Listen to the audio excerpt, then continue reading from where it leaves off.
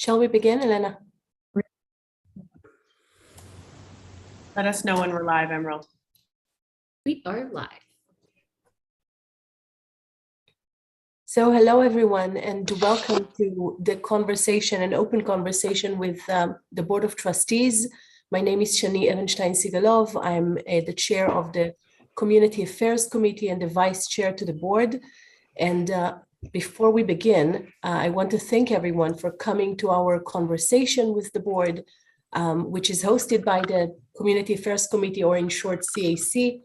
This is our third time hosting an event like this, and we are constantly incorporating feedback from you from previous sessions, including alternating the time slots between different sessions, and so we can have more people participating from different parts of the world, and more regular and frequent meetings along this year.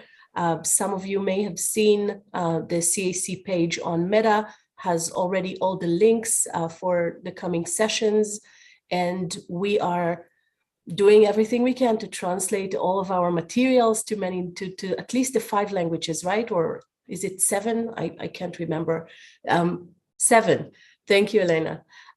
So again, people can find the materials easily. We do listen to your feedback, and we care what you want and what you need. So please, I encourage all of you to share already all the links for the coming sessions. And we are doing hearing myself double. Okay, thank you. We have technical issues. That's always happening. That's part of the game. And with that, before we delve into answering your questions and having the open conversation that we're all here for, I would like to take a few minutes for each trustee in the room to introduce themselves, starting with our newest trustee, Luis. Oh, got me go first. Good to meet everybody. I'm Luis, newest trustee, as Shani mentions. I'm calling in from São Paulo, Brazil right now. Originally Brazilian, emigrated when I was 12, lived most of my life in the US, then came back a few years ago to Latin America, lived in Colombia for a while, and back to São Paulo now full time. So amazing to be here. Looking forward to the conversations. And the last piece I'll say is I'm very deep in the product and technology space. So anyone that's got thoughts, ideas, feedback, concerns on product technology at Wikimedia and how we can best leverage it to further the vision and mission here, feel free to reach out. Thank you so much, Luis. Next is Natalia Timkiv, our chair. Hello, everyone. I'm a Wikipedian from Ukraine, and I'm also serving as a chair of the Wikimedia Foundation Board. I'm really glad to be here. Thank you, Nat. Next is Raju Narisetti. Hi, everyone. It's great to be here. Lots of familiar faces from the board and foundation and the community. And it's always fun to do these things. Well, I don't know about fun. It's always good to do these things. Raju Narisetti, I've been on the board for about 5 or 6 years now. I'm based in New York, and I chair the Talent and Culture Board Committee, which used to be called the HR Committee, and I'm also on the Audit Committee of the board. Thank you. Thank you, Raju. Next is Rosie. Thanks so much, Shani. So I'm Rosie Stevenson Goodnight. I come from the community, and I know many of you, and I'm so happy to see that you're here to share in this conversation with us. I live in a tiny rural town in Northern California, and happy to be here to listen and to learn from all of you. Thanks. Thanks, Rosie. Next is Vicky. Hello, my name is Victoria, and this is my nick on the Wikimedia projects as well. I am originally from Belarus, which used to be a part of Soviet Union. I live in the UK, and my main project is Russian Wikipedia.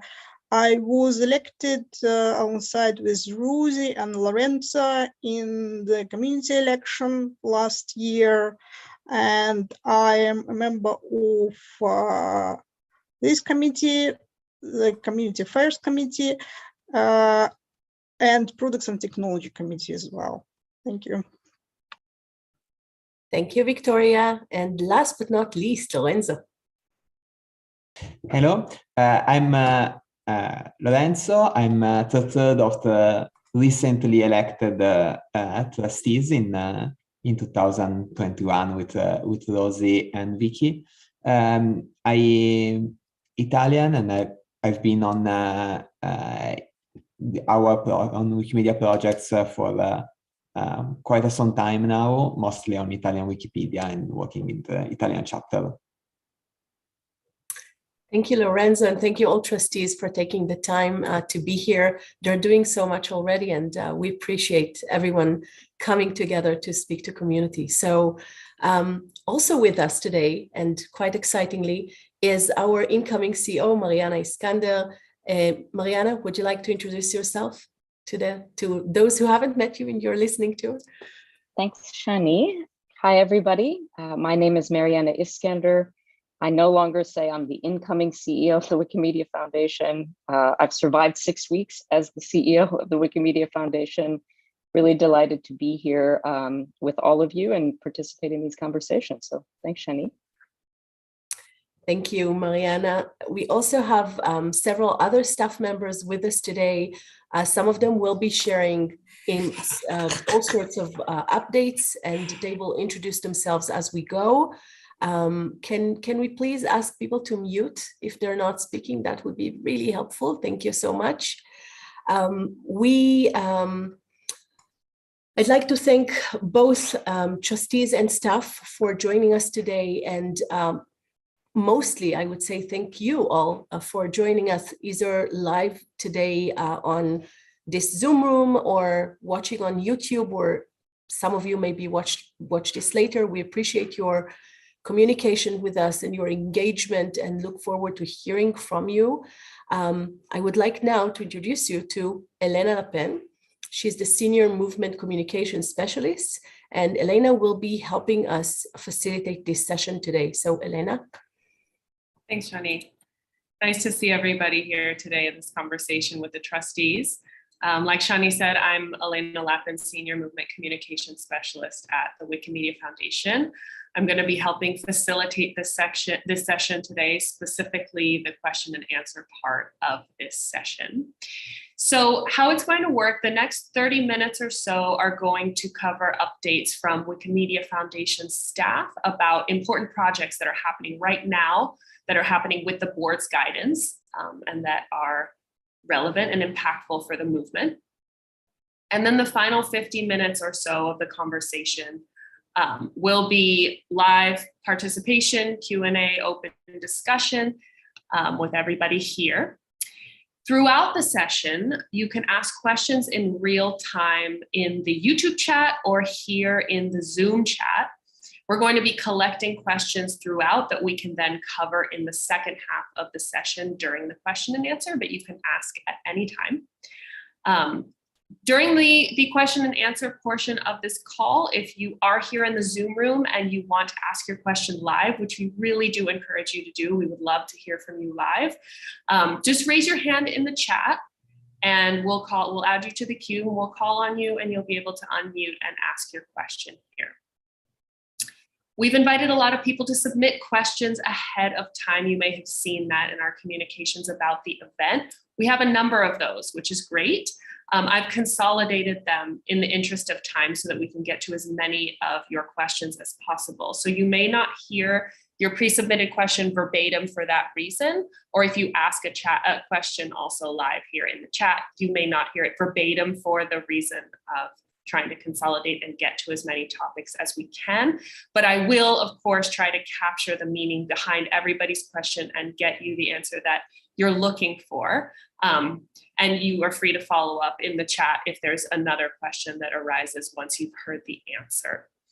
If there are any questions, live or pre-submitted, that we don't have time to get to today, we will post those answers on the event meta page after the event. We are also taking notes, and we will post those notes with the translations as well to the event meta page afterwards. And finally, the event is being recorded and it will be immediately available once we finish on the same YouTube link that you used to stream the event. It will also be uploaded to Commons and again, posted on that same event meta page afterwards. Before we begin, I want to remind everybody that this is covered by the Universal Code of Conduct. And so we are happy to take and respond to any of your questions so long as they are asked with civility. So now I'll hand it back to Shani to facilitate the update section, and then we will get to the open conversation. Thank you so much, Elena. We are going to hear now from a few members of our staff on different topics, such as the annual planning process, the Universal Code of Conduct, the board elections, movement strategy, and human rights. So quite diverse. And first, I would like to hand it over to Mariana to give us an update on the annual planning process. Mariana, please. Thanks, Shani. Maybe just to start back at the beginning, those of you who were paying attention at the time, and I don't expect everybody to have paid attention. My initial announcement was made on the 14th of September. I then spent the next 2 months on a bit of a listening tour, trying to engage with both Wikimedia Foundation staff, but also communities around the world. And through that, tried to listen and learn how to shape the incoming priorities, both for myself and for the foundation in the first 6 months. In mid-January, I published the result of what I heard from all of those engagements, entitled Puzzles and Priorities. We'll include it in the notes if you haven't yet seen it. That document provided an opportunity to identify what I think are some of the big puzzles that we face as a movement and communities, as well as naming 3 priorities that would be the focus of my time in this period. The first was an opportunity to reimagine and reshape the annual planning process of the Wikimedia Foundation. The second focused on attracting global leaders, particularly in our technology and product spaces. And the third talked about refreshing our values and the way we do our work at the foundation. I'll focus here on the first one. It's taken up, I would say, most of my energy and time over the past 6 weeks. We've really tried to do 4 different things at the foundation since mid-January.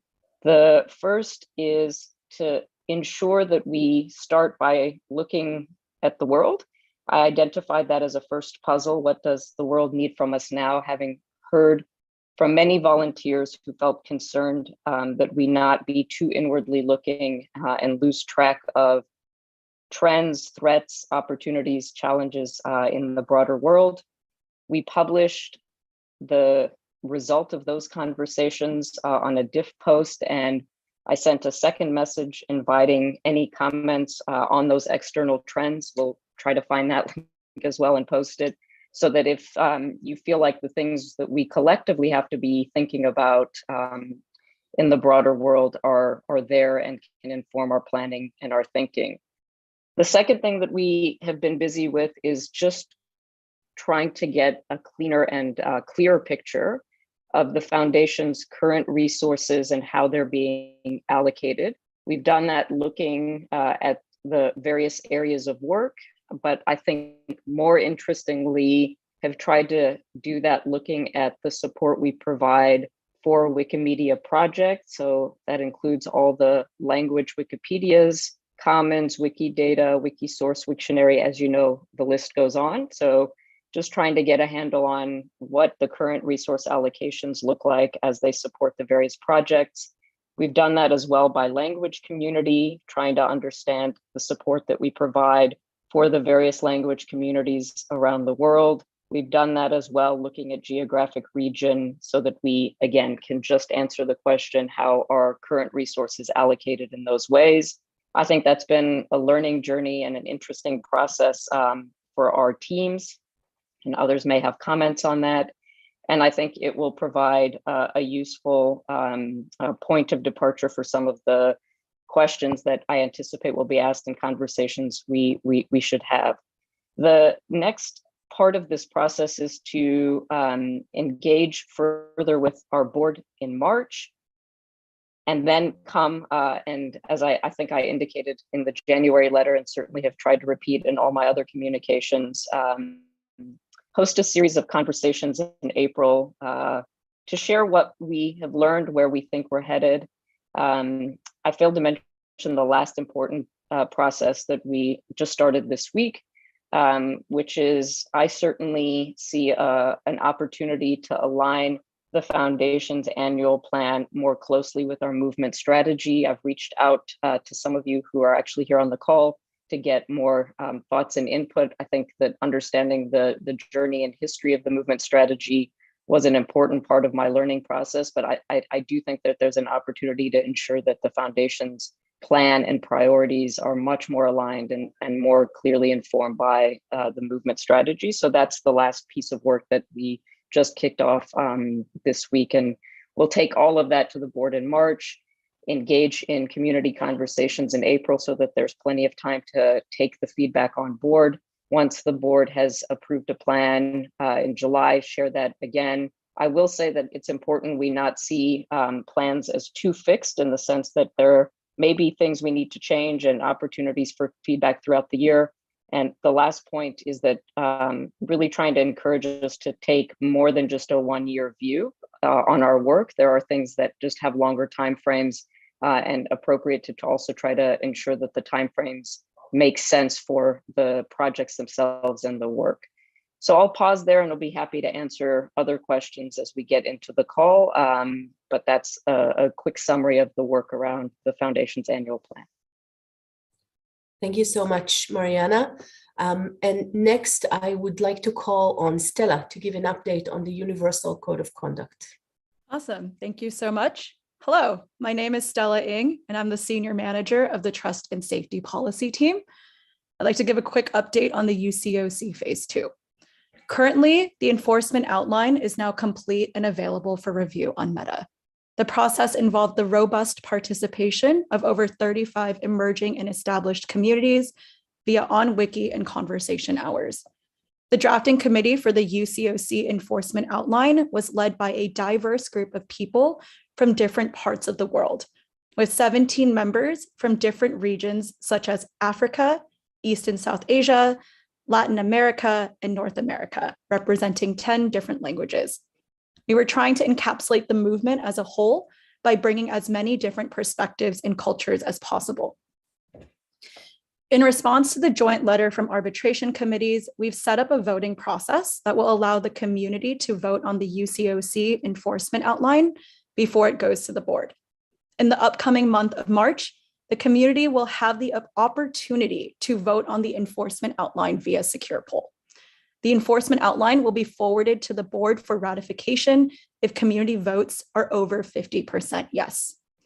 If the community votes don't reach 50%, we will go into a revisions process. I'm happy to talk more about voting during the Q&A if that's of interest to the attendees. After ratification, the UCOC will continue to evolve with our ever-changing movement. The document will be reviewed and updated pending a review process 1 year after ratification. To discuss the voting and ratification processes more in depth, you can join the team at one of our upcoming conversation hours, February 25th and March 4th. For more information on those conversation hours, as well as some answers to commonly asked questions, you can also refer to my Wikimedia L email dated February 9th. But that's it for my update. Thank you so much.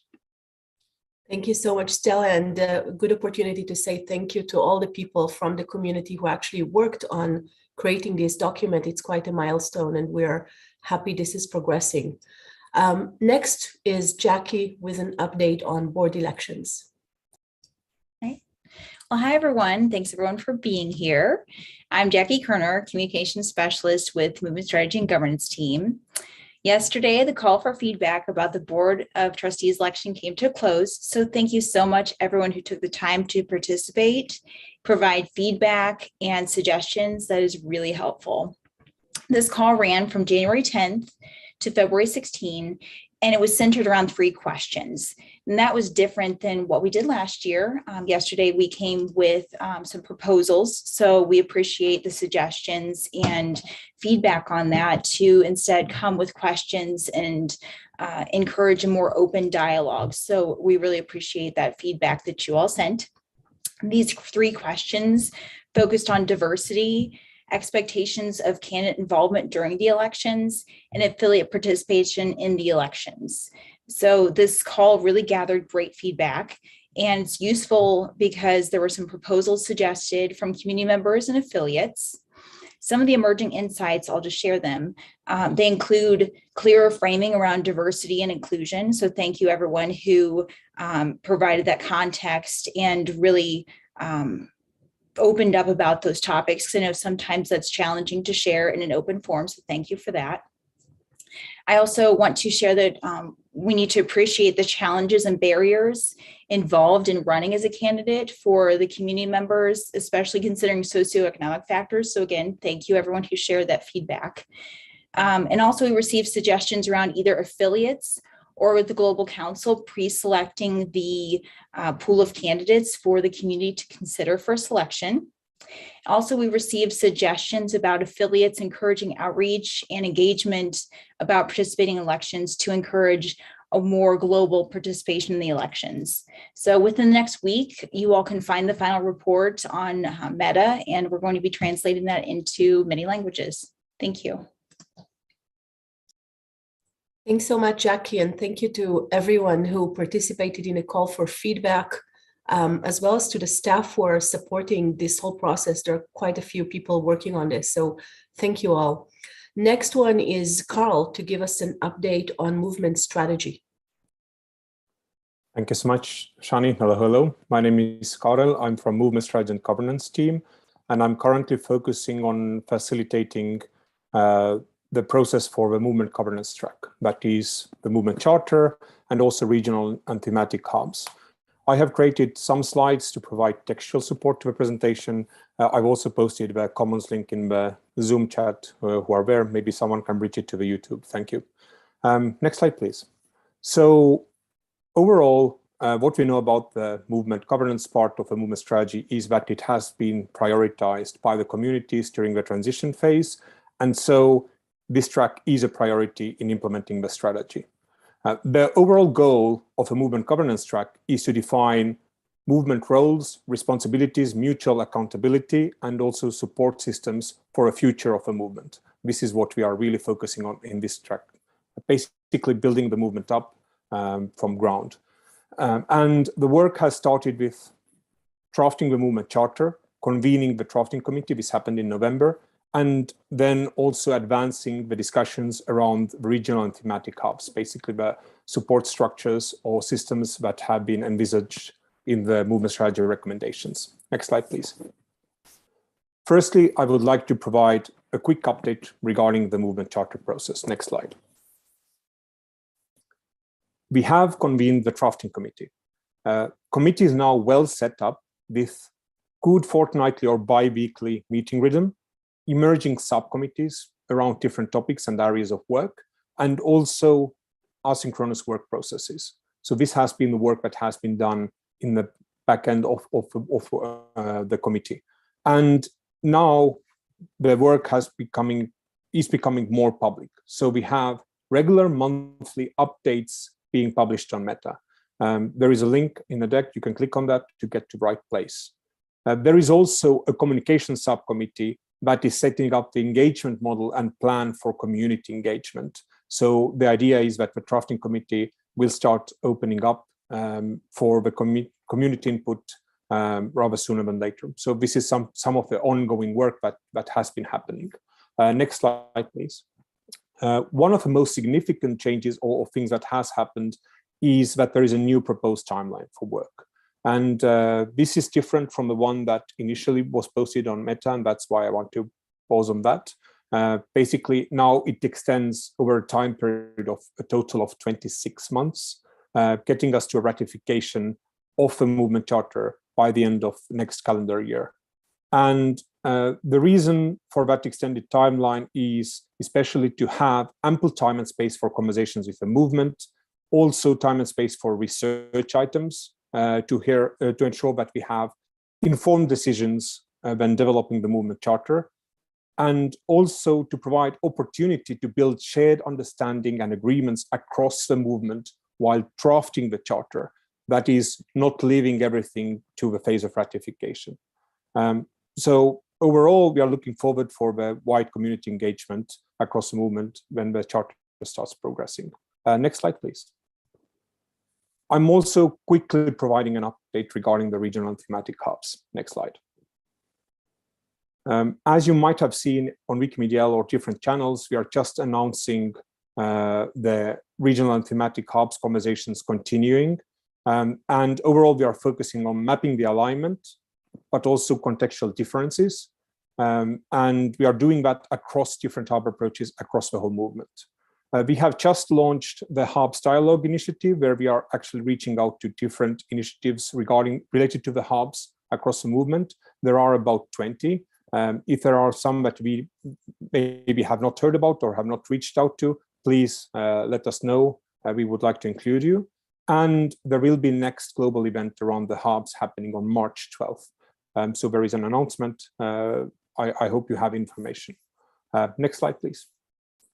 If there is anything that you would like to hear more about this movement governance piece of work, here is my email address, also the user address. You know where to find me. Thank you so much for your kind attention. Happy to take any of the questions. Full stop. Thank you so much, Carl. This is, again, a good opportunity to say thank you to the movement, to the movement charter drafting committee and to all the staff supporting it. Again, quite a milestone that is a priority to all of us, and we look forward to this work. Lastly, I want to invite Rebecca to give us an update on human rights. Rebecca, the floor is yours. Thanks so much, Shani. I'm Rebecca McKinnon. I'm the new Vice President for Global Advocacy. I just joined the foundation in September. Time really flies. And as some of you know, in December, the Board of Trustees approved the foundation's new human rights policy. My colleague Ricky is going to share in the chat now the link to the policy itself and other background materials like an FAQ. And so the background on this is that after the foundation commissioned an impact assessment to better understand the range of human rights risks and threats that the movement faces, the trustees agreed that finalizing and approving this policy was quite urgent. The policy is an important step in enabling us to do the ambitious work that we've outlined in the 2030 movement strategy, because we actually only have the space to innovate, build, and iterate on our free knowledge projects and communities if the human rights of all volunteers and audiences can be protected and respected. So the next steps include working with outside experts as well as engaging with the community and staff on developing a long-term plan for implementation. So in other words, the work is only starting. Here are a couple of quick examples of how the policy is already informing our work. Internally, we're talking with colleagues in the tech department and product department about how we should go about assessing the human rights impact and risk of any new service or project. So that's an internal example. And then externally, an example of how our human rights commitments are helping to guide and strengthen our policy advocacy is our recent advocacy against a proposed piece of legislation in the US Senate called the Earn It Act, which had a laudable goal of protecting children, but the way that this bill had proposed going about doing so would threaten the human rights of internet users, including Wikipedians, by undermining encryption and also weakening any platform's ability, including ours, all of our liability protections, that in turn protect our volunteers' right and ability to set and enforce rules, including neutral point of view rules across our movement's projects. So we had to oppose it on human rights grounds, as well as on the grounds of our platforms and communities' interests. At the same time, our human rights policy includes strong commitments to protect the rights of all contributors to our projects, including children. So as we work to protect one group of vulnerable people on the wikis, we also need to make sure we don't expose other vulnerable groups to greater threats and risks. And that is what our human rights policy aims to help us do. So I and members of the board and foundation leadership are, of course, happy to answer any questions later on. Thank you. A special thank you to Rebecca and her team for spearheading this work and setting us on the right direction. This is an infrastructure almost type of work that was missing for a long time, and we really appreciate your work on this. And yes, we can answer any questions on it later on. I want to thank all of our staff members for the updates and all the people who have worked behind the scenes to allow us to give you these updates. It's quite a few people. I can't name them all because we don't have time, but yes, we are very thankful for that work.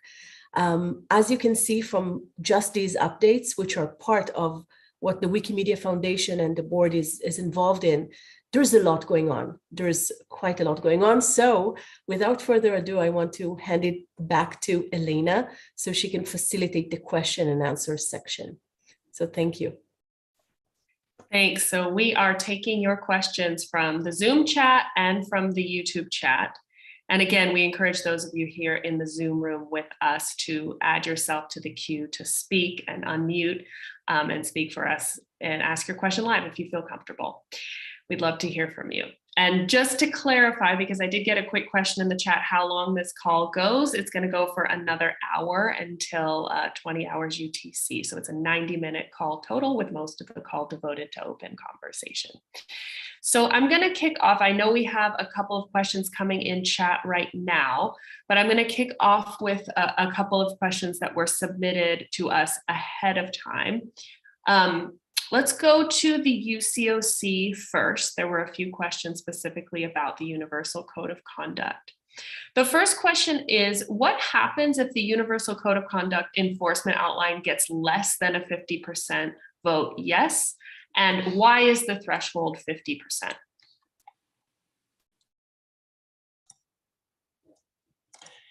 Yeah, I can answer that. Well, the vote on the draft of the UCOC enforcement acts like a gate. So if we have at least 50% of support, it goes to the board for discussion. If it doesn't, it goes back for being reviewed.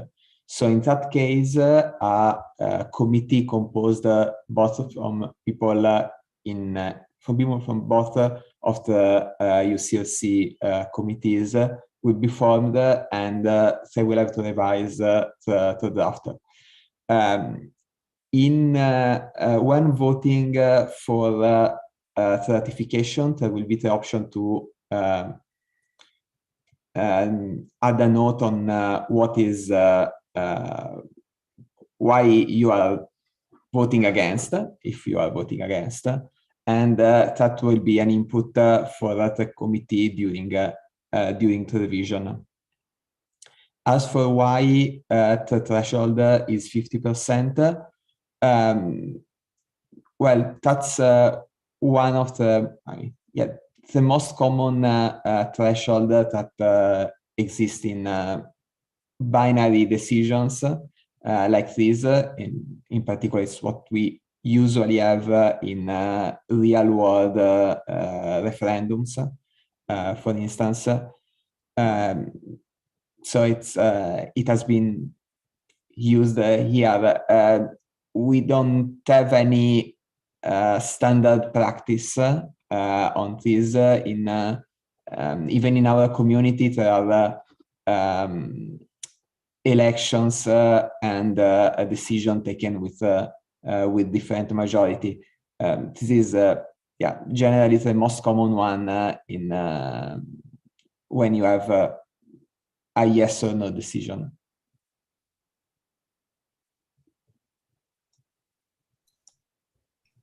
Thank you. And then just a quick follow-up, for the 50% support, the question in chat is it for 50% support, or is it only support or oppose, or support and oppose plus neutral? I guess, is there any measure for neutral being taken into account in this vote, or is it just support, oppose?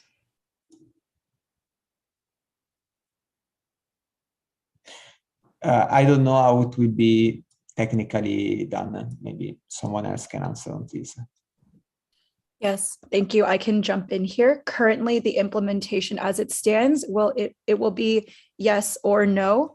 For the options, you will be allowed to provide a piece of feedback for when you vote. William, does that address your question? All right, perfect. Thanks, wonderful. Great, and then a quick follow-up on another question for the UCOC before we move to the next topic.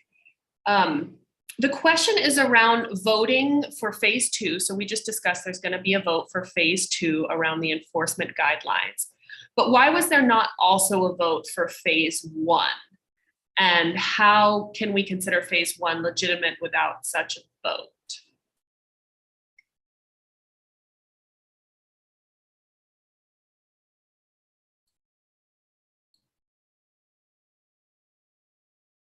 Stella, maybe we'd hand this one to you as well.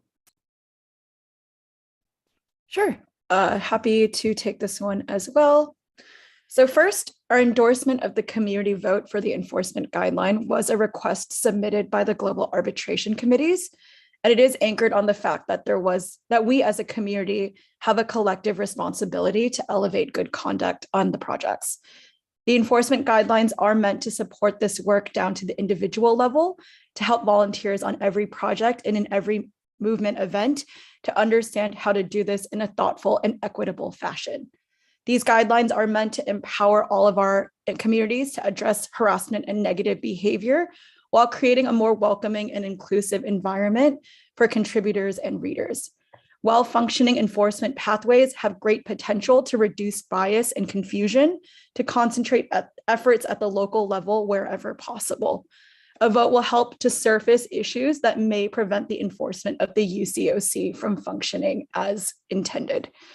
The policy was generated on recommendation of the movement strategy, and I don't want to speak for the board, so I would like, if anyone wants to weigh in after me, to also talk about this. But we did act on this recommendation in much the same way that it acted on the recommendation to create a movement charter drafting committee without additional community vote. We were called on by the community to ensure this work happened. It has not been historical practice to put platform policy to vote, including the privacy policy and the trademark policy, among others. Similarly, local community written conduct policies are not generally put to formal vote. The international consultations help craft a document to serve as a baseline. And as we've been communicating for some time, it is our current expectation that 1 year following the ratification of phase 2, we will have been able as a community to observe what works and what needs improvement to address any necessary improvements in both. In terms of the legitimacy of the policy, passing resolutions to put policy into place is part of the role of the board, a function that it has served since 2003. The legitimacy of policies the board establishes by resolution is defined in the terms of use, and not speaking for them, so feel free to weigh in after me. I do believe that the board believes firmly in collaborative governance and evolution, which is why it defined a 2-stage input process in May 2020 with its statement on community culture, but has ultimate accountability for the Wikimedia sites and their platform policies. I hope that answers the question. Thanks. Thank you, Stella. I'll give anybody else an opportunity to weigh in on this. If anybody from the board would like to talk about. Vicky, please. I just want to say that in general, one of the points of contest between Wikimedia Foundation and the communities is that when people complain about some users' behavior, disruptive behavior, that the decisions whether to block them globally are completely opaque. So nobody knows why it happens. And it's very rarely that the staff explains why. Often because it impacts the rights of the individual or several individuals. So basically, it's a black box. But this policy allows to have a pathway where it's more transparent, and it's not just some unknown people, unelected, that are taking decisions concerning Wikimedians, but the Wikimedians themselves. It's a process that will lead to bigger transparency. So, and we need to start somewhere. If there was, I think if there was a would, do we want something like that? There was would have been a larger opposition to it at principle, not even seeing what it is and what it will be proposed. Now we have something we can discuss. We can hate it, we can vote against it, then it will go for revision, but we needed to start somewhere. And I think it was a good start, the first phase. Thank you. Thanks, Vicky. So we have a question that we pulled from the board notice board about historical decisions made by the foundation and the board. So maybe somebody from the foundation would like to answer and somebody from the board would like to answer on this one. The question asker states that throughout the years, the board and the foundation have made and published different decisions about the use of funds. Some of these published decisions appear to be out of date and or contradictory to decisions that were made later. Is there a way that the board can address what is current and what is not? And then they gave some examples like the decisions around implementing basic criteria for affiliates to be able to raise their own funds, the freezing of affiliate annual plan grant budget, and the increased importance of the funds dissemination committee as examples of historical decisions that may or may not still be current. And is there a way that the foundation and the board can address what's current and what's not? I can take the question. As conditions change and situation changes, the board position, of course, is also evolving. It depends on the information that we have, or the current thinking, or the strategic priorities, or some other, I don't know, limitations or considerations. We are currently looking at ways to better organize tracking of our past decisions, and maybe making sure that the ones which are not up to date can be marked in the way that it's clear. Because it's really challenging to be relying on historical knowledge of board members to know what things were discussed back in the day. At this point, I would actually invite Mariana to join the conversation and give more context from her perspective as a CEO. Thanks for that, Nat. I'm still new and learning, so trying to make sure I understand what the question is intending to ask. I would say that in the short time that I've been working with Nat, she is doggedly focused on this issue. I think documentation seems to have its challenges in many parts of our movement, and trying to ensure that knowing where to communicate, how to mark things as having changed is a perennial challenge. And it's true, it appears for some of the board's history as well. So, I think as I learn more, trying to certainly understand how critical decisions are not confused with things that, again, may not be, I would say that the weight of decisions that the board takes may also vary, and just making sure that we have the right forums for communicating them in their current form and ensuring that lapsed decisions or changed decisions are more clearly marked. I think that's what I've understood the question to be. And I do want to say that I think this has been a priority area for Nat specifically, certainly since I've joined.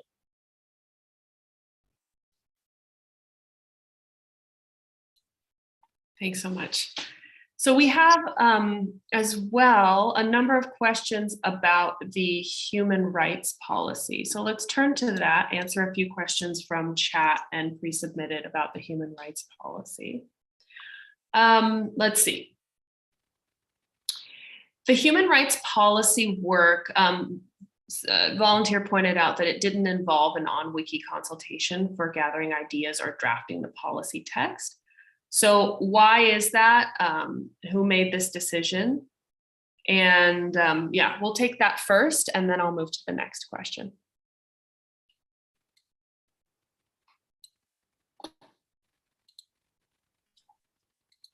Hi, I'm happy to start this answer. And also, I know that Shani has some thoughts to share about this. So definitely do stand behind the need for this policy.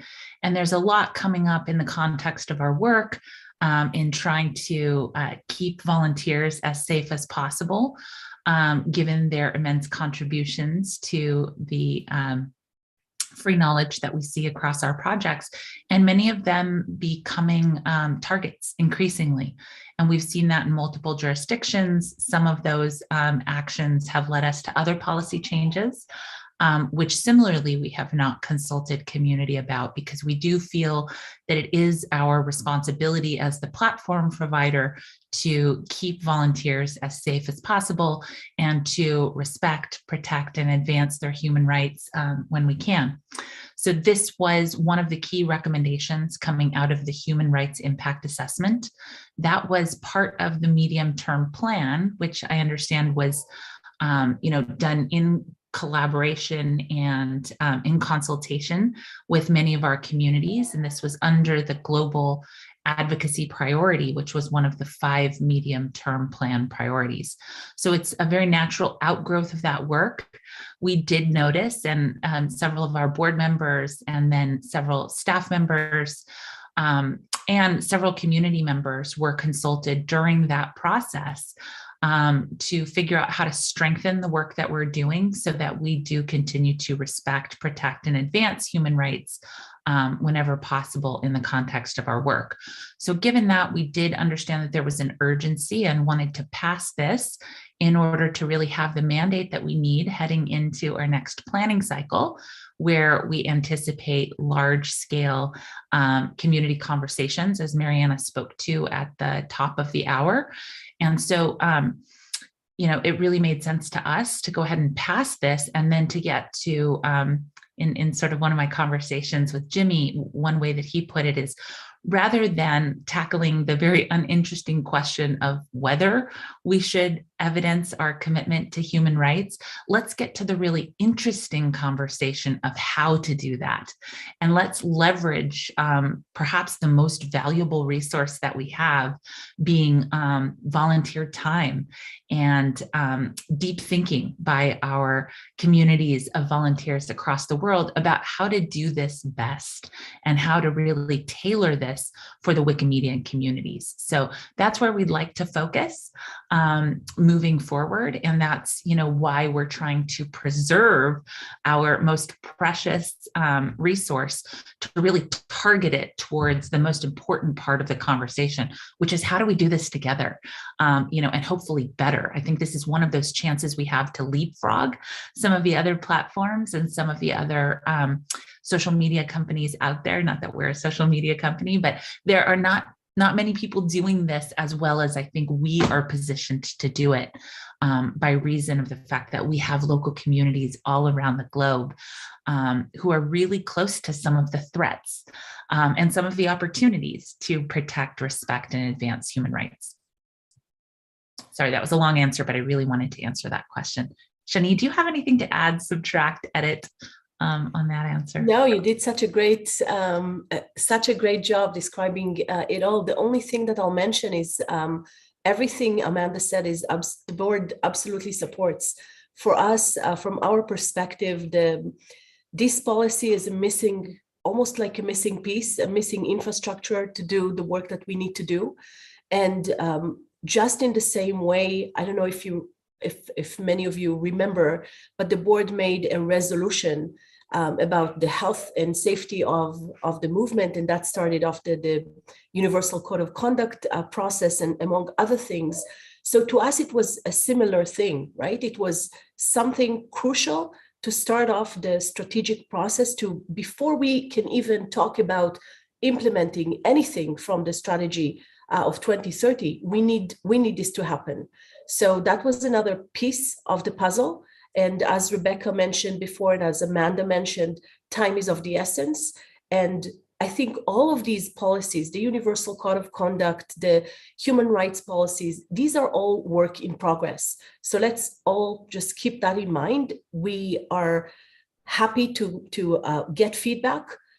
If there are specific policies that don't have a place for you to put comments on and kind of collect your thoughts, we can deal with that, right? We can make sure that there are spaces like this. I'm pretty sure there are, but if they're not, do flag it for us. If you don't know where to go to tell us what you think, we are happy to hear it. We'll collect things for the Universal Code of Conduct. There's going to be a process of looking at it at the end of the year, I think. There's also going to be similar things happening for the human rights policy. So it's going to be iterated on, changes. We're trying to be agile and flexible and just address the needs that we see in front of us to do the work that we need to do for the movement. So this is where it's coming from. It's not about bypassing anyone, or there's some things that, you chose us to, in a sense, do the work that needs to be done. And this is what we're doing. That's what was needed at that point in time. And we stand behind it. Thank you. Rosie, do you have a follow-up to that? Sure. Yeah, I'd like to just kind of piggyback on what Shani said. The foundation is still fully in the coming months and years. This process is going to be iterative. It's going to be consultative. It's going to be transparent. We commit to consulting and updating the community regularly throughout the process, and we welcome your thoughts and input how we can best achieve this outcome. Just wanted to add that. And now back to you, Elena. Thanks, Rosie. A quick follow-up from chat about the human rights policy and the scope. The question is about whether the policy is intended to protect all rights of all people all the time. The suggestion being that perhaps the scope of the policy should be smaller than calling it human rights, as that may give very high expectations to everybody.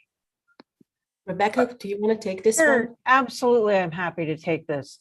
So just to address that, the human rights policy relates to the way in which the foundation and the movement affects human rights. So it's not saying we're going to turn ourselves into Human Rights Watch and Amnesty International and completely change our mission.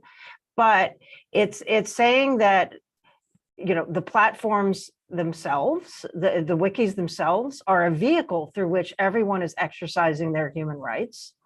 And so as we design and operate the wikis, as we design and operate any other projects or services that relate to people being able to access the wikis or access the data from the wikis, as we think about how we operate the foundation, employ people, host gatherings, all of these affect human rights in different ways. And so the policy's purpose is to say, we recognize that by existing in the world, we are both enabling and having an impact on rights, and we have an obligation to consider all the rights we have an impact on, not just pick the ones we want to be held responsible for and not be concerned with the others. But it is true, we're not going to suddenly say, okay, we're going to start advocating for the human rights of, there are a lot of human rights issues that maybe aren't directly related to anything that the wikis do or that the foundation does. And so we're not going to start developing projects and programs around those things. But the point is that to the extent that the foundation, the wikis, the projects, the movement affect any aspect of human rights, whether it's freedom of expression, whether it's privacy, whether it's the right to life, whether it's the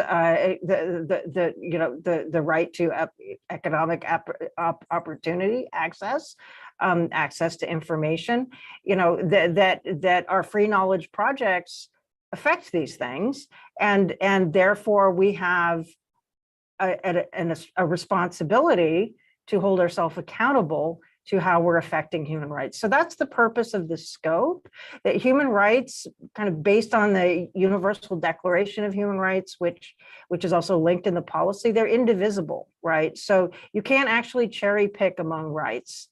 You have to consider them as a whole. And as you're defending and upholding one right, you have to consider how you're affecting other rights. So children's rights is a really good example. We could say, okay, we're going to prioritize children's rights, but then that might result in us treating adults like children and violating rights of privacy or expression that other people have. So the way in which you protect and defend rights needs to be what's known as necessary and proportionate in human rights parlance. But that's the point of the scope. And this is definitely something, this is actually having a human rights policy and committing to implement it is actually, we're not the first organization to do that. In fact, many major internet platforms that I would certainly argue are not as purpose driven to advance human rights, like Facebook has a human rights policy, Microsoft has a human rights policy. Are they very good? Are they living up to them? We can have a conversation about that. But we're actually late to the party in having a human rights policy.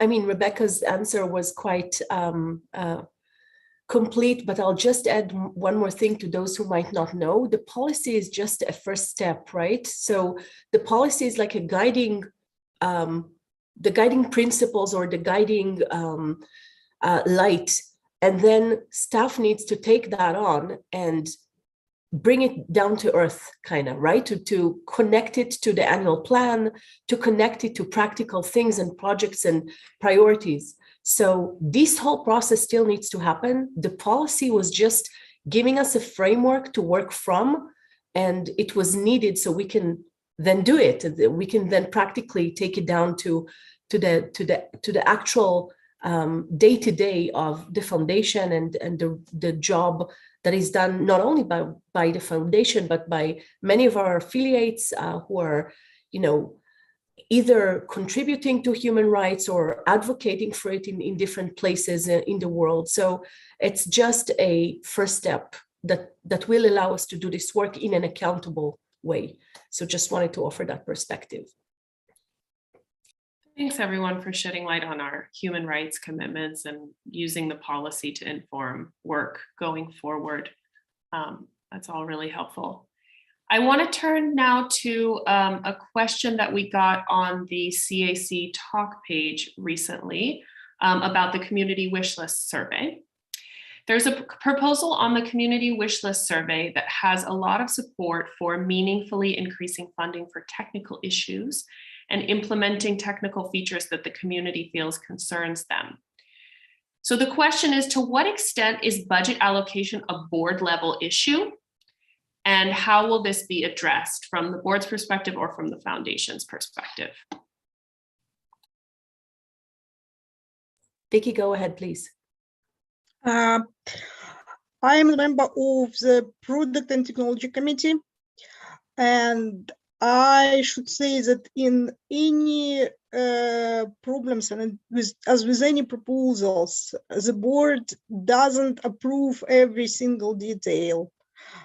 We just oversee the general allocation of the funds. So we will discuss annual budget, which Mariana already talked about. And having said that, we realize and we can see that there is there are widespread problems with products and technology. And in fact, Mariana is concentrating on this aspect of the foundation work. Mariana, do you want to add something to that? Thanks, Vicky. I think that that's right. I think when it comes to specific projects and programs, the accountability has to sit primarily with me and the foundation staff. I have followed the particular thread. Again, I want to make sure I'm answering the intent of the question. You know, my understanding is that the community wish list program has actually been quite successful in past years as a way of collaborating and co-creating both product and technology needs between the community and the Wikimedia Foundation staff. What I've understood is that it's not the right place to raise other technology related concerns, and it's up to us to make sure that those other avenues are made more clear. As I referenced at the beginning, the process underway now is attempting to get us there, which is understanding current allocations across the various Wikimedia projects so that we can be more clear what the priorities are and engage with the right subsets of communities around that. I doubt we'll come up with the perfect answer that will make everybody happy, but I feel confident at least we can try to make some of this a bit more clear in the months ahead. I would also say that we're in, as I mentioned in my opening letter, in a search process for technology and product leadership at the foundation. I've asked for ideas. I continue to ask for ideas, either individuals that people would recommend, organizations to learn from. I've tried to reach out to some members of our technical communities to also think about how they can be engaged in that process with us. And so, you know, I suspect in a couple of months when we share out some of the work that's happening now, we may not have a perfect answer, but hopefully more clarity on where concerns and suggestions about our product and technology infrastructure can be made that doesn't rely on the community wish list as the only avenue. If I've misunderstood the question or answered the wrong question, happy to be redirected. I'll just quickly add, if I can, that we remind everyone that the email for the CAC is open to you all the time, all throughout the year. You can ask questions, and if you have ideas, you can share it through that email, and it will go to the right people internally. I also want to acknowledge that Luis is here and joining us through the product committee, product and tech committee. So I'm kind of really hopeful that he can also help us rethink some of these things and, like Mariana said, tackle some really long-standing issues that we've had. I'm not saying we're going to fix everything right away, but at least we're going to try to address some issues. Yeah, I'd also like to say that here in the Zoom chat, we have an acknowledgement and a broad agreement around the fact that technical debt is one of those things that needs a multi-year commitment to address. Wonderful. So I think I'll go back quickly to the UCOC. We did have a number of follow-up questions in chat about the UCOC. The first one, are we not concerned that the community skews privileged and thus has fewer incentives to support something that seeks to protect underprivileged and minority members of the community? If the phrasing is not entirely clear, I'm happy to say it again. So are we concerned about that? And how are we addressing that? I see Amanda nodding. Amanda, why don't you take this one? Yeah, I think we absolutely are concerned about it, you know, and thinking about the ways that certain underserved communities need help, in putting together these sort of minimum level of policies. That was a big driving concern of the need for a universal code of conduct. And I think we continue to explore with respect to how we're having conversations with communities, trying to show up where they are, not have everything be one, meta level conversation, really trying to, follow, listen, show up to folks, and in places where we can normalize and equalize people's ability to participate in the development of this, and really develop that shared understanding. And I think it's been one of the factors that has taken us a while, to really figure out how to ratify this in partnership together. So there's been a lot of intentional thought around how to put people on equal footing and how to think beyond some of the communities that are most well-developed that may need a universal code of conduct slightly less than communities that are just building, all of these assets and all of these capabilities now. So that has been a really central concern. And I really appreciate that question, whoever raised it. In a similar vein, we had another follow-up question about diversity in the voting process, and just a general question about how we can make sure that diverse people are really voting on this in this phase 2 vote. What are the plans and what is already in action to ensure diversity in the voting process? Rosie, go ahead, please. Yeah, I'll go ahead and take that one. So retaining diverse editors and enabling the different pathways is really important to us. And selecting trustees historically been from people living in or from the United States or Canada or Europe, and we're looking to shift that. We're also interested in diversity of experience, which brings awareness and depth of discussion to drive our movement forward. Representation matters. If we're talking about growing diversity in our movement, we need diverse people present at the highest levels of decision-making to inform and guide our choices and priorities. These are the things we're thinking about.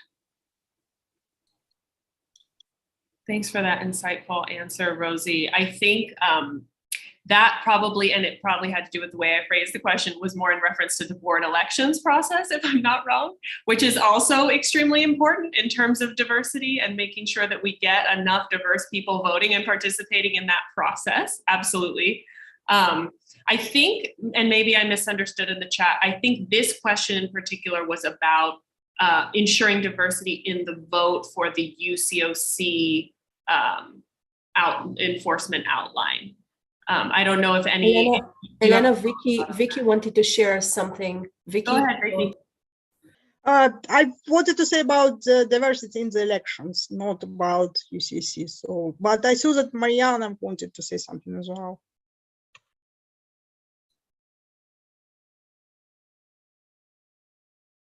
Sorry, Vicky, were you referring to me?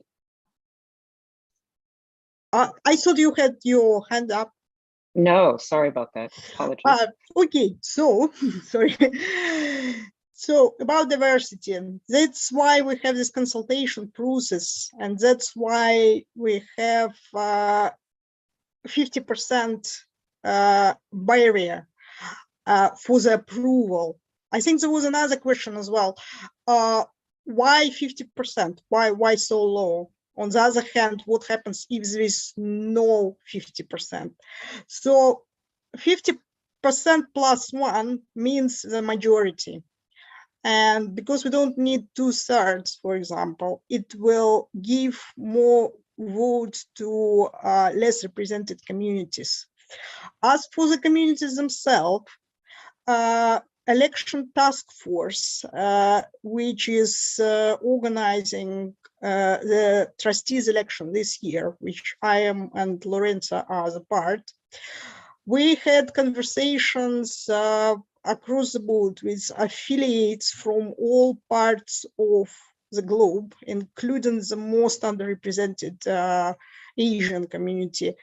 And while there, we try to encourage them to take part in the meta processes and pointing them at meta. So we're trying to recruit people, well, recruit maybe not the right word, but involve people from underrepresented communities in the discussion of the decisions that will impact them at all. not only people in the United States and Europe. Thank you. Thanks. Yeah, so that theme of involving people in the decisions that impact them, of course, applies to both the board elections and to the UCOC draft enforcement guidelines.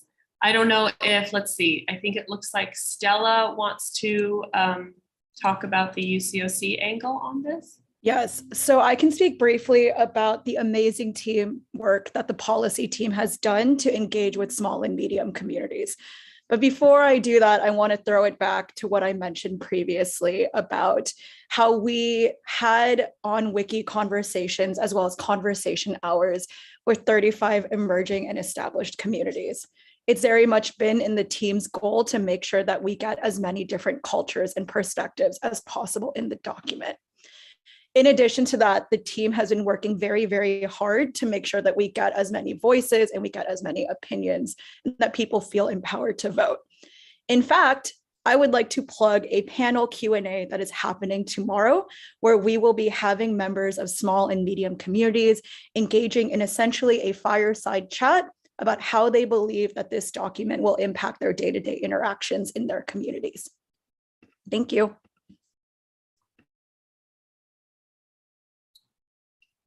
Thanks for that. If there are no other quick follow-ups on the UCOC, which it looks like we don't have in chat, I will move on to another topic. This question is about the movement charter. The movement charter will change roles and responsibilities throughout the movement. What is the level of readiness of the board to discuss potential changes in roles and responsibilities as a result of the movement charter? I'll take that. Thank you, Elena, and thank you to whoever posted that question. I think it was mentioned quite early on in this call and in other places that the board, first of all, the community itself prioritized this process as something key to our movement strategy. It's the same thing for the board and for the foundation. We see it as one of the most important things that need to happen. We want to see this process happen well and to be successful. We are ready to have difficult conversations, or not difficult, but challenging conversations maybe about roles and responsibilities. The board has assigned 2 liaisons, Nat Timkiv and myself, to liaise with the MCDC, the Movement Charter Drafting Committee, and we finally are at a point where we will be starting to work together. So we look forward to that, and we will keep the community updated as we progress.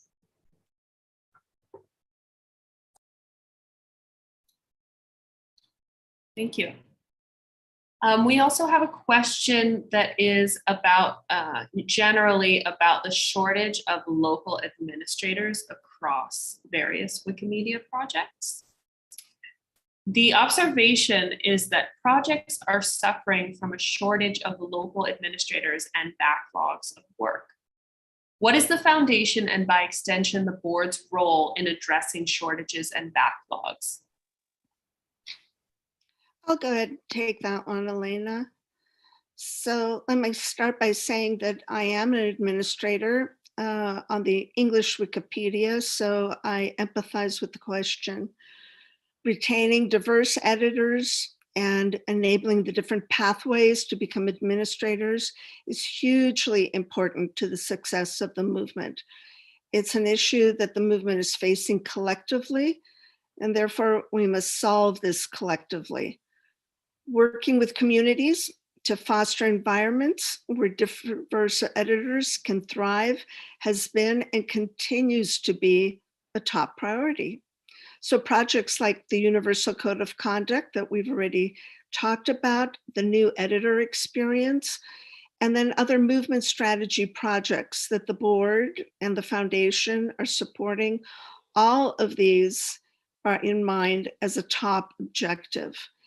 There is certainly urgency around recruitment and retention of a diverse editor base, And so we will continue to partner on projects that work in different ways to address it. Thanks. Thanks, Rosie. We've got another question about the annual plan, and I think Mariana touched on this in her update, but maybe if there's an opportunity to expand, that would be great. The annual plan process this year, the first observation is that it invites community discussions and community input, community participation, particularly into the external trends that are happening in the world that we should be planning around. So the question is just, how do we know that our ideas have been taken seriously? How do we know that our ideas have been integrated into the annual plan? I mean, it's a great question, and I'm the person who's never been through the process before, so I'll do my best to project what I hope will be achieved. One is that we're trying to do the community engagement and conversations earlier so that there's time to really onboard any of the feedback that we get. So that's the first point. The second point is that, as I said, we need a planning document that gives us overall direction and helps hold us accountable. But the nature of the work we do isn't a moment in time. And so I'm very interested to think together about what the cycles of ongoing conversation and sharing and reporting out look like, even sort of after a plan has been adopted. And so those will at least be two things to try to speak to and engage with as we go. I think our movement communications team has done really good thinking about what are the mechanisms for community engagement in the past that have worked well so that we replicate those. I certainly feel that the time I spent on the listening tour taught me a bit about what the right setup is for conversations where you can really listen and really onboard and take into account what people are sharing and saying. I want to be careful that we also set expectations for those conversations and be clear what they are and what they're not, so that we don't disappoint people or we don't have misaligned expectations about the nature of the input and the nature of the conversations. And that'll be important, I think, for us to do upfront, but at least trying to do it earlier and trying to do it in a way that gives us more regular cycles of back and forth will be important.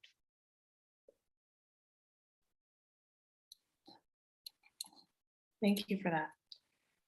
Does anyone from the board want to add anything about that? Should I move to the next question?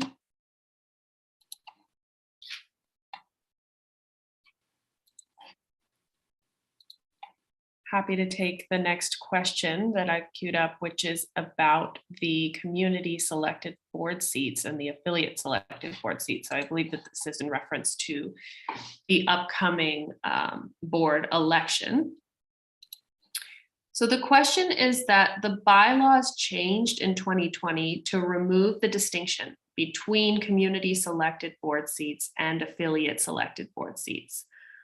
What will affiliate involvement be during the 2020 Board of Trustees election?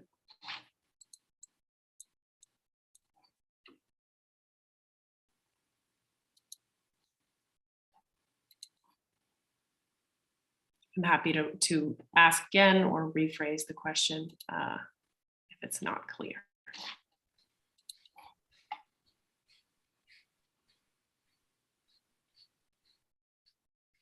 As I understood the question, it's what will the process be for the upcoming selection process? Is that right, Elena?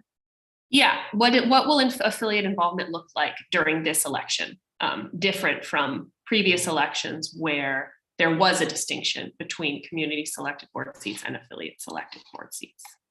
I think this is under consideration right now by the board and specifically the board selection task force.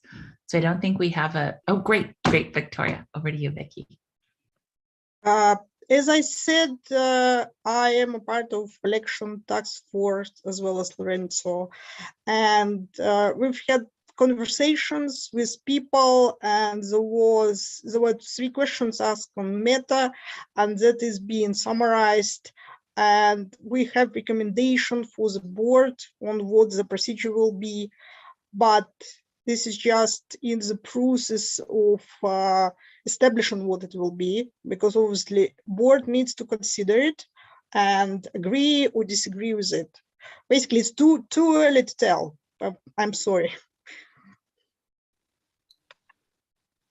Great, but that's helpful to know that it's all being discussed right now and under consideration right now. So this question asker should feel free to participate in determining that going forward.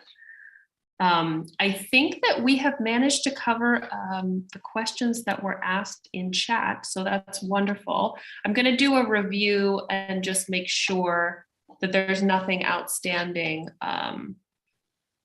but we'll post, of course, the notes to this conversation on the meta page. And if we find any questions that we missed, we'll post answers to that on the meta page as well. So let's see.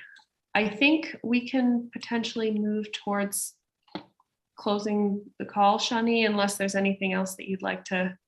Yeah, I'd like to give people a last chance, especially those who haven't spoken yet, to ask questions, either on chat or from YouTube.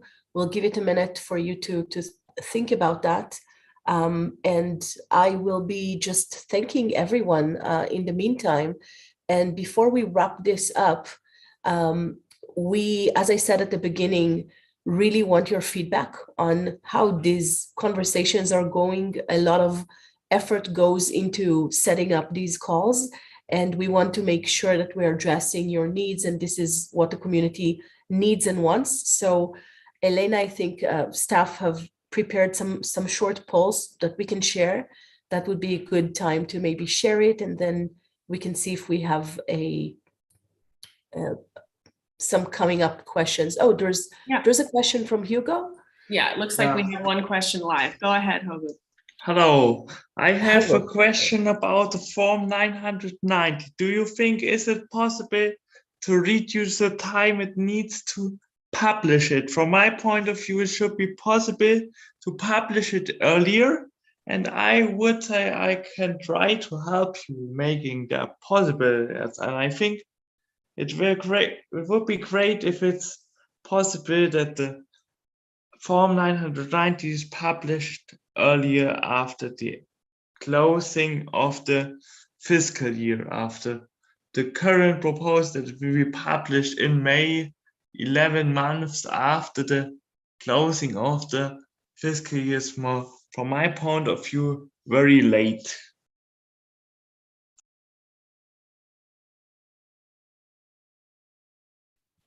Hi, Raju here. I actually replied to it in the chat. So technically, the form is due to the US IRS 5 months after the close of the year. And the average time it takes for organizations to publish is anywhere from 12 to 18 months, which is across the board. My sense is that we are kind of in the ballpark of that, but it's as to the specific issue of like, what are the various steps that need to happen before it goes out. From the time we prep for it, there's a significant audit committee conversation about it. KPMG and everybody else gets involved. So there's a reason why it feels like it's long, but when I checked, it looks like that's about the average for most organizations. It is not an area where I can specifically answer, but it's something that the staff can go back and talk to Jaime and come back with the answer as to why it takes that long. And if for some reason there are ways to kind of speed it up, I'm sure we'll be more than happy to consider those. I'll just add that when I saw the question in the chat, I also pinged Jaime just again to learn more. I will say as a new person, given the number of questions we get asked about the 990, you can appreciate we just want to make sure to be careful to get it right. And so I'll try to learn more what the steps of the process are and if there are opportunities for any of that to go faster. But I suspect that Jaime will also want to ensure that getting it right is the key driver. I understand the question of the timing between when it's submitted and when it's published. And again, we'll be happy to learn more and share, but I don't want to speak to something I don't yet fully understand. Thanks, Mariana. Thanks, Raju. So that is definitely something that we can post a more detailed answer to on the event meta page afterwards. And we've got about 5 minutes left, and we want to make sure that we have time to allow you all to fill out the poll to evaluate today's call. So I'll hand it to Shani to do that. But I also just wanted to remind you all that if you'd like to sign up to automatically receive Zoom links for these calls in the future to be able to join us in the Zoom room, you can sign up for those by emailing askhack@wikimedia.org. We'll add you to the list, and every time there is a conversation with the trustees, we will send you a reminder email with the Zoom link so that you can join us here. Also, Shani did say this earlier, but you can email askhack@wikimedia.org with your questions and with your feedback at any time. It's being monitored and responded to year-round, not just during these calls. So yeah, I will pass it back to you, Shani, to explain the poll and to close the meeting. And I will drop the link to the poll in the chat when you're ready.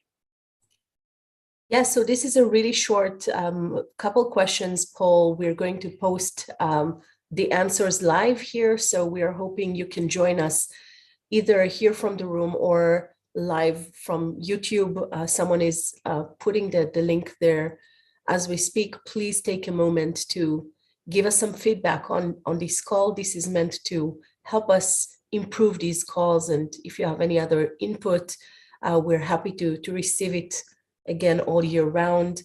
Yair, if your answer was not, if your question was not answered, we will answer it later on in writing. The same goes for other questions that we may have missed.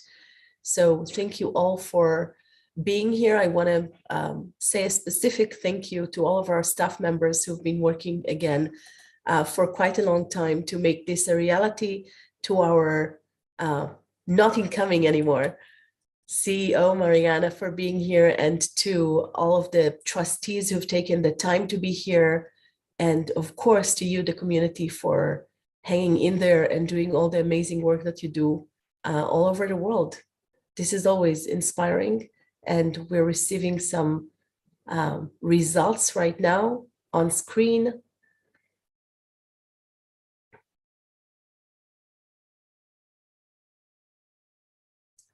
We'll give it 2 more minutes for people to be able to respond.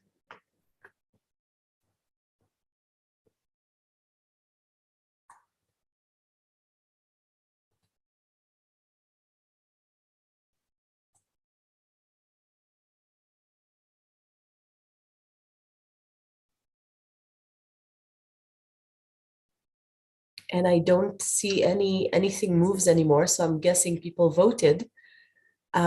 So thanks everyone for joining wherever you are. We appreciate your engagement and being here. We'll see you in 2 months in the next one, and probably before as well.